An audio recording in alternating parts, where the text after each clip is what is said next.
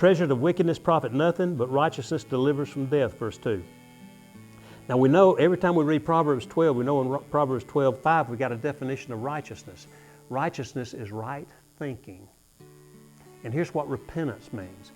The evangelist comes to town, he says, for Christ's sake, the more the people cry, the more money in the collection plate. Kleenex at the altar, screaming and crying a lot. They call it repentance, but it's just snot. What repentance means, sometimes you're emotional about it, sometimes you're not, but repentance means start agreeing with Him. You see, I've been programmed by this world to agree with His enemy that says, I'm not loved. Repentance means I confess my sins, and sometimes I weep over my sins, not because it got me in jail or something, but because of how I've so grieved the one who gave His life for me at a cross that day.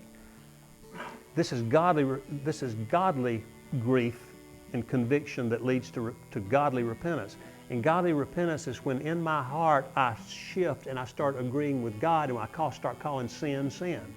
I don't start justifying it. I don't start playing. I say, and I'm hurt, I'm wounded. He's convicted me of sin. The difference between all the father of lies can do is counterfeit, and the counterfeit of conviction is condemnation. And there's no hope in condemnation, but there's hope in conviction, because you got a cross you can come to. Okay, if there's no hope, it ain't Him. Christ in you, the hope of glory, having an overcoming perspective of everything, even your own minus in your life, and sin and destruction, because you got a cross you can come to. And you keep coming to it, and you don't practice that anymore, because your legitimate need is being met in a legitimate way, and your legitimate need is the need for unfailing perfect love. And you find it only one place, the cross. And when your thinking is lining up with Him, you're walking with a heart of repentance. And you're coming to the light. You do that the rest of your days. You keep coming to the light.